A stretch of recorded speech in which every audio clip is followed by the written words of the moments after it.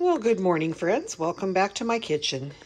Today we're going to make one of the most popular soups. There are a lot of copycat recipes online. This is Zuppa Toscana, which was popularized by the Olive Garden.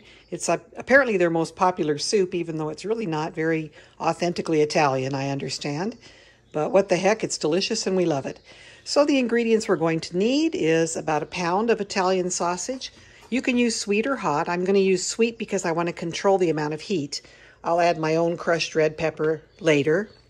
You're going to need a couple of big potatoes. We're going to dice those. You're going to need an onion diced.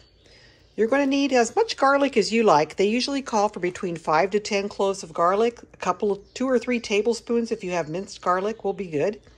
I've got about a half a pound of bacon. We're going to chop that up, and that's going to cook first, actually. A little bit of Italian seasoning. I'm going to try this. I've never tried this before. This is a fresh paste with Italian herbs, so we'll see how that does. I have a feeling it's going to give the soup kind of a greenish tint to it. You need a little bit of heavy cream at the end. Now, if you're watching your cholesterol, you could, of course, use milk, or you could just thicken your soup using a roux.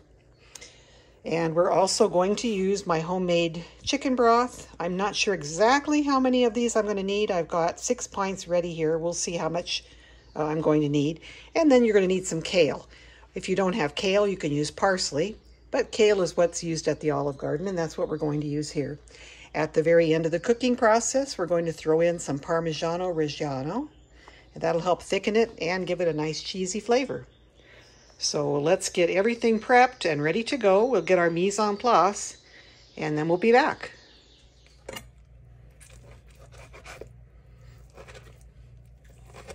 We're just going to dice this half a pound of bacon in very small pieces. You don't want anything in this soup that doesn't fit on the spoon, so you want everything in rather small chunks. So there's our bacon ready to go. You're going to remove the membrane from the outside of your Italian sausage, unless you're using a ground sausage from the butcher that doesn't have a membrane. So we'll do that to all these pieces of sausage. So I've removed the casing from all these sausages. We're just going to throw this away. And the sausage itself is ready to go in. We'll just break it up as we cook it in the pan. Next, we're going to dice up our onion. Watch your fingers while you're doing this, and of course your eyes might cry a little bit. I don't know, maybe I've just gotten so used to slicing onions, my body doesn't even react anymore. No more tears for me. And we want these in nice little pieces.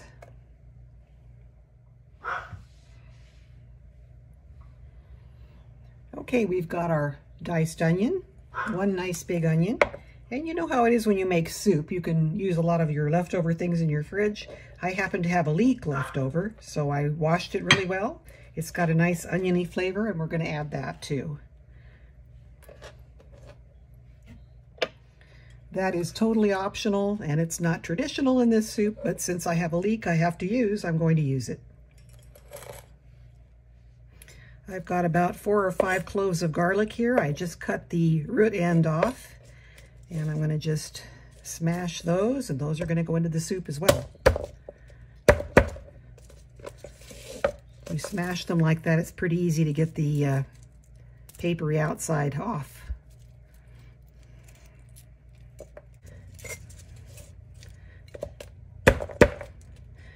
Now, if you want to use dried garlic, you certainly can. If you want to use prepared garlic that's already chopped, of course, that's fine too. A lot easier than getting the fresh garlic and having to clean it and chop it. You really can't beat the flavor of fresh garlic though, so I like to use fresh when I can. And I'm making some soup for a friend who had an injury, so I want to make this with all fresh ingredients. Normally for my husband and I would just take the shortcut and probably use powdered garlic, or I have minced garlic in the fridge. Those are perfectly fine too. Okay, so I've smashed the garlic. I've peeled it. We've got the peels over here. It's a lot easier to peel once you smash it. We're going to chop this up. I've used about half of this garlic bulb here, and it ended up to be, I don't know, maybe 7 or 8 cloves of garlic. I'm of the mind of you can't have too much garlic, especially in an Italian dish or Italian-themed dish. There's a restaurant here in California, I think it's up in Northern California, called the Stinking Rose, which specializes in dishes that just are loaded with onion and garlic. And that is kind of on my bucket list. I want to go there someday. Oop, I found another little piece of skin here. There we go. Okay, and another. I think this is about ready. It's chopped nice and finely.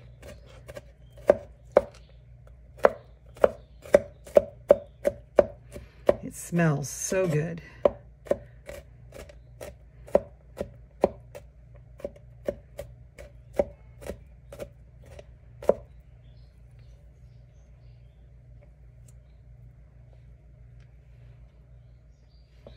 And I've got 3 nice, really good sized potatoes here. I'm going to dice these.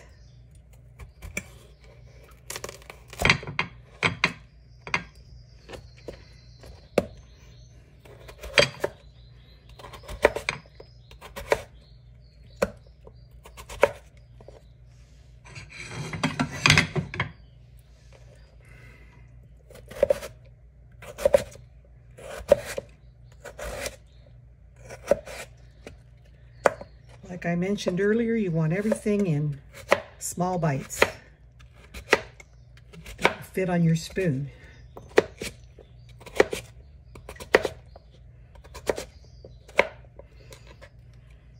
And that looks pretty good to me. Those are fairly nice small chunks here.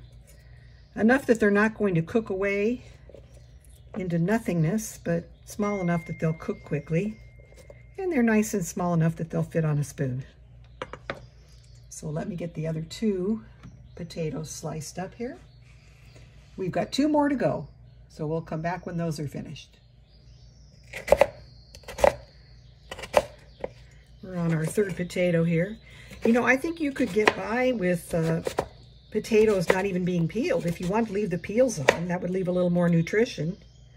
But I'm just used to peeling my russets. We normally use russet potatoes. The skins are kind of rough.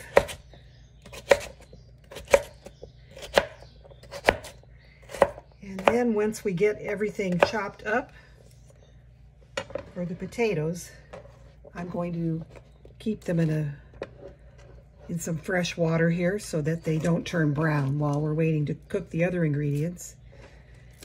But I do want to have everything prepared ahead of time. It makes cooking such a pleasure when you have everything ready to go and just throw it together at the last minute. Ooh, and I've got so many potatoes. I used 3 big baking size potatoes.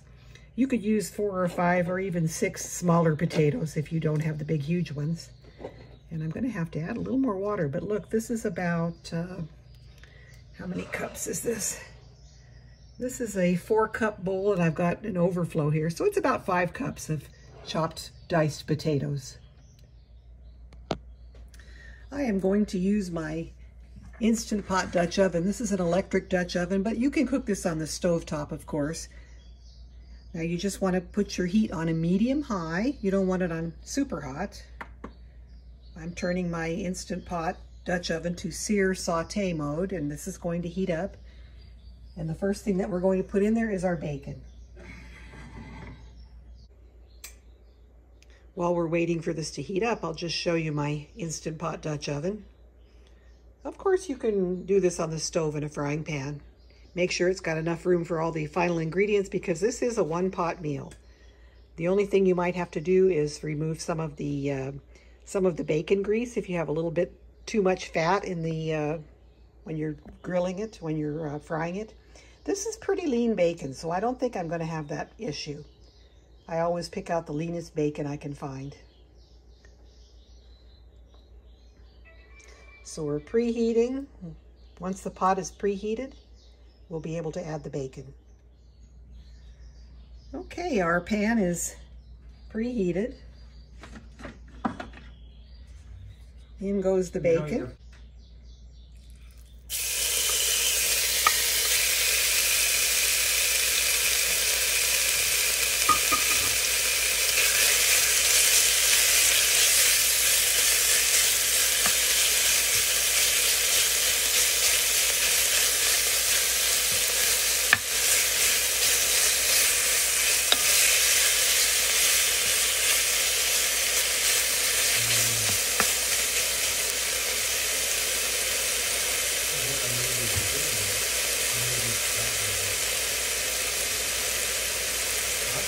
Okay.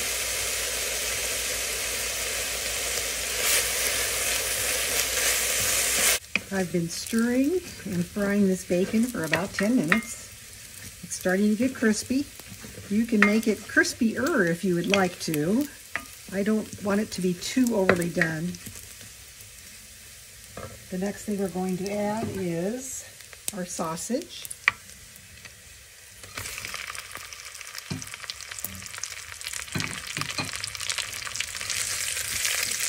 We're going to break that up.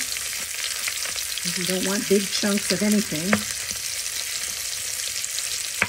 And this will probably take another 10 minutes or so to get the sausage fairly well cooked.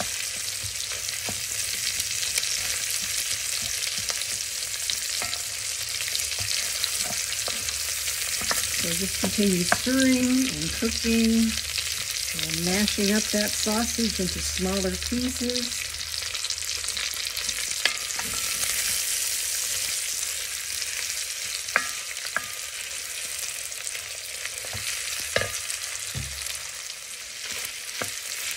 Well, we're starting to get there. I've been cooking the bacon and sausage mixture together for about 5 more minutes on top of the 10 that we started off with initially for the bacon.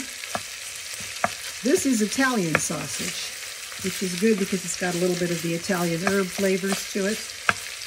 And as I mentioned earlier, you can use hot Italian sausage if you're a real aficionado of heat.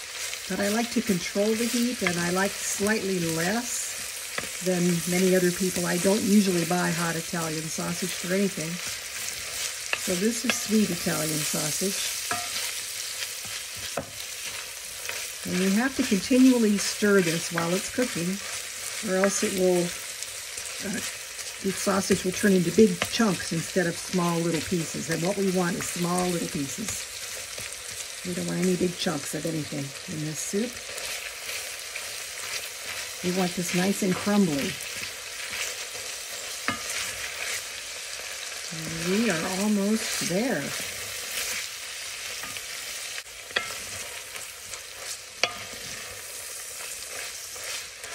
Okay, when everything is browned through, we're going to add our onion. You'll recall I had a little bit of leek in with my onion. I also diced a little carrot in there. Totally optional, you don't have to. I thought it would give it a nice little extra bit of flavor and color. Just one small little carrot that I diced up. So our onion goes in here. We're still on saute mode in our cooker. We're going to saute this. You notice I didn't have to remove any grease. I mean, there's very little in here. Very little. So this is a true one-pot meal. You don't have to fuss. If you buy yourself lean bacon and lean sausage, you're not going to have too much fat to contend with.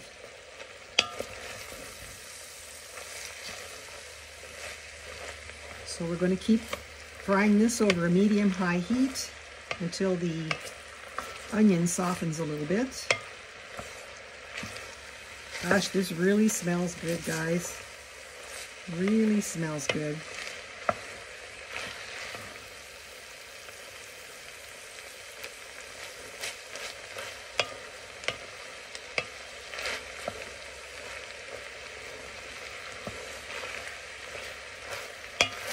I've seen some other recipes online where they get really fussy. They'll cook all the ingredients separately. I don't think you should have to be so fussy when you're cooking, you know. Everything's going to go into one pot, so why not throw it in there? This is real life. You don't have time for cleaning out a bunch of different pans and making a bunch of different extra steps.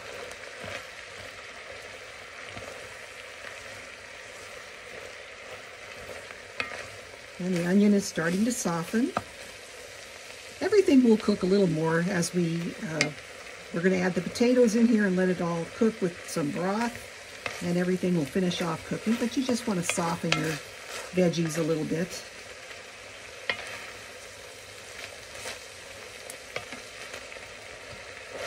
Okay, so remember I had my potatoes soaking in water so that they wouldn't be, they wouldn't turn brown. You can use that water to make the soup if you want to, or you can just drain it off.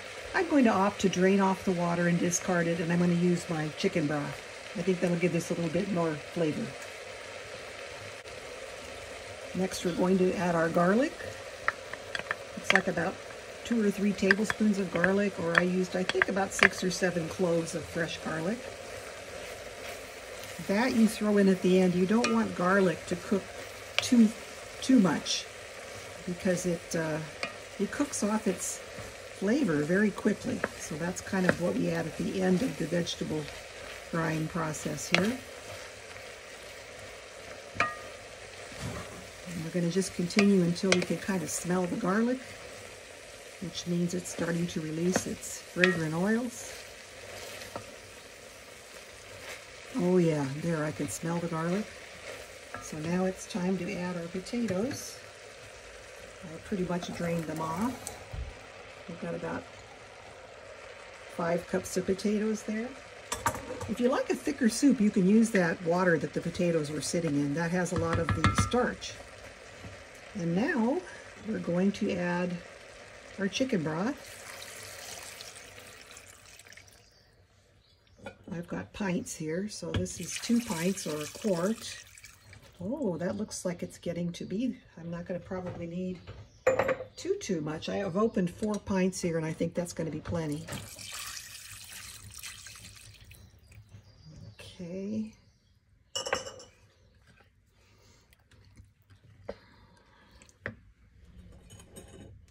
Yeah, I kind of wish I hadn't opened the 4th pint, but this will be good. Oh, I almost forgot to add my Italian herbs.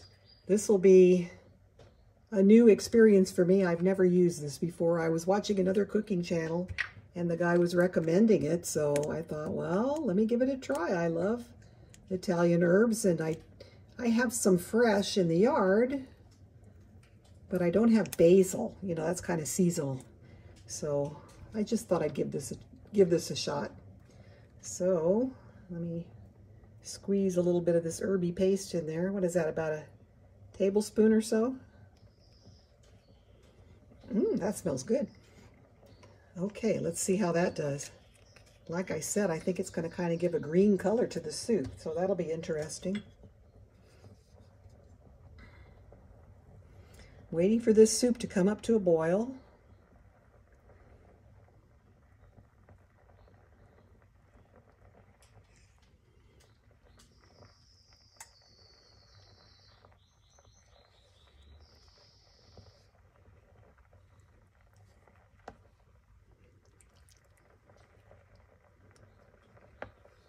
It actually looks pretty nice. I don't see any really green look to the soup after putting that in. Maybe I'll even put a little bit more because we like a lot of flavor in our food. Let's see what this has for its ingredients. See, grown and prepped from the garden. Stir in, rub, marinate. Always start with fresh herbs and cold blended for a flavorful dish every time. It's got basil, oregano, canola oil, glycerin. Okay, wait a minute, dextrose, parsley. It's a bunch of chemicals. Maybe I shouldn't have got it. Rosemary, vinegar, xanthan gum, citric acid, maltodextrin. So it's basically basil, oregano, parsley, and rosemary. I'll give it another little squirt in there.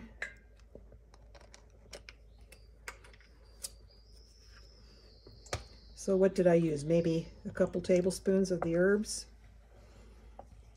They're fresh herbs, so I think you can get away with using a little bit larger amount than when you use dried herbs. But if you want to use like a dried Italian seasoning mix, maybe throw a teaspoon or 2 teaspoons in.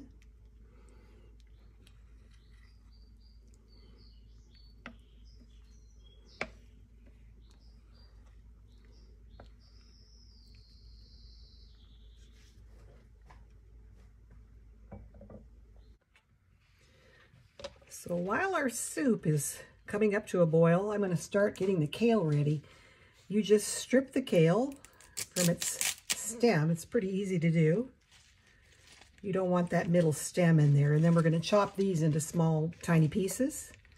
You can do this with a knife if you want to, but I think it's just much easier to just strip it by hand. Look how quick that is.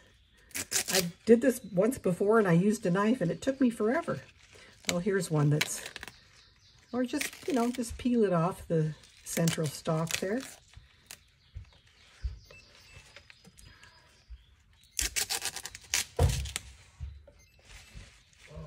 And then I'm going to just chop this up really fine.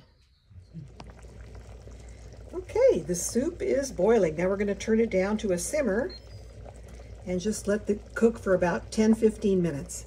Because remember, all we have to cook now is the little potato pieces, and they're very small. So maybe 10 or 15 minutes, and we'll come back when that's ready to check on. In the meantime, we've got our kale chopped up here in fairly small pieces. You know, they don't have to be microscopic because this kale is going to cook down. It's going to practically disappear into the soup. Well, the soup has been simmering on low for about 10 minutes, and I think it's probably going to be enough time. I'm not a big fan of overcooking anything. Let's check our potatoes, and you can see it's just barely simmering.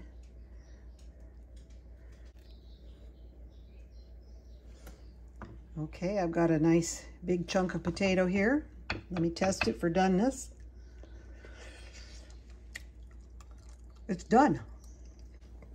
So we don't want to overcook anything. I like things not overly mushy and overly cooked. This just looks gorgeous. Now the next thing we're going to add is our chopped kale.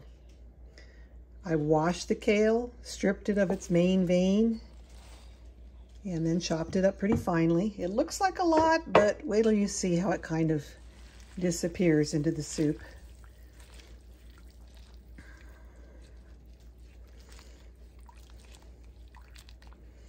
And we're just going to cook this for a minute or two. See, there's that kale doing what it likes to do. It's disappearing, cooking down.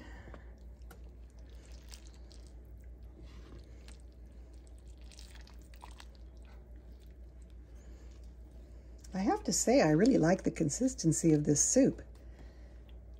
It's almost a stew. I could probably add a little bit more broth, and maybe I will do that. I think I will add a little more broth, maybe 1 more pint. Okay, another pint of broth went in. I think that's good.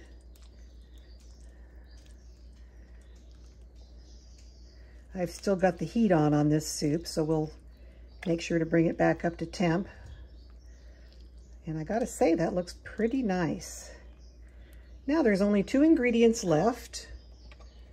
First, we're going to add about 1 cup of heavy cream. You can substitute half and half or milk if you'd like to.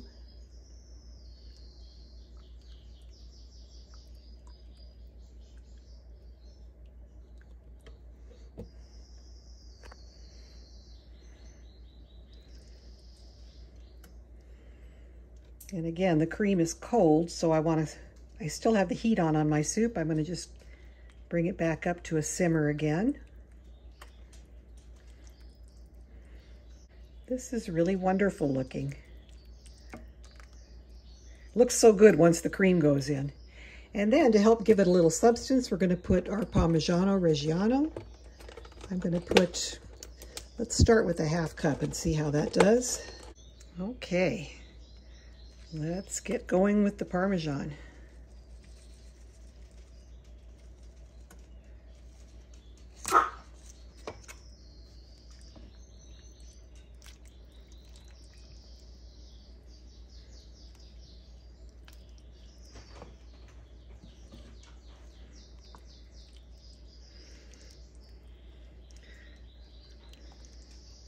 And we're going to let this cook and let it thicken a little bit.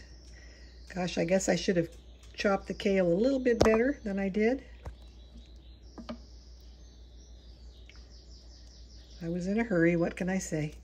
Big hunks of kale there. So chop it up a little more than I did.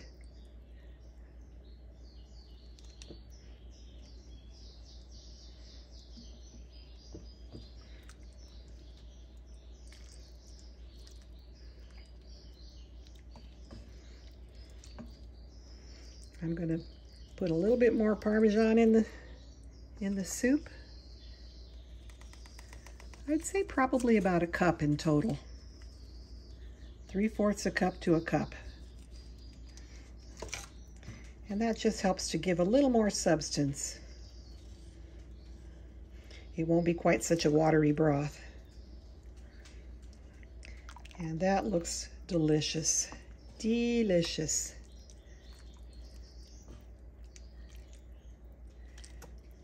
And despite all the bacon and sausage, we've got kale in there, so it's healthy.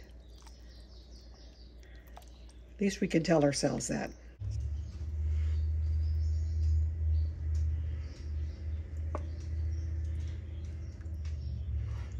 I've got to say, this makes a beautiful presentation. What a nice soup. I am going to dish up a little bit to taste test it for myself. Let's see.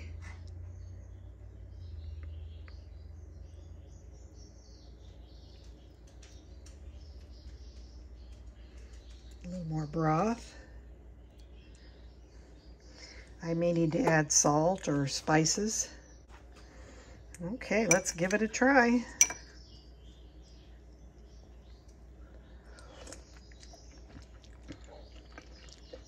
Oh my word, that is delicious. Really delicious. I don't think it even needs more salt or anything.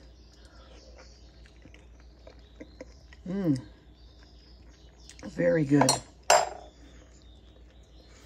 Very good. So I'm going to transfer some of this to a pot for my friend and run it on over to her house. She broke her ankle and she's feeling sort of down and can't do much for herself, so I'm hoping this will cheer her up a bit. So take care. Thank you all so much for watching, and I will talk to you all again in the next video. Bye.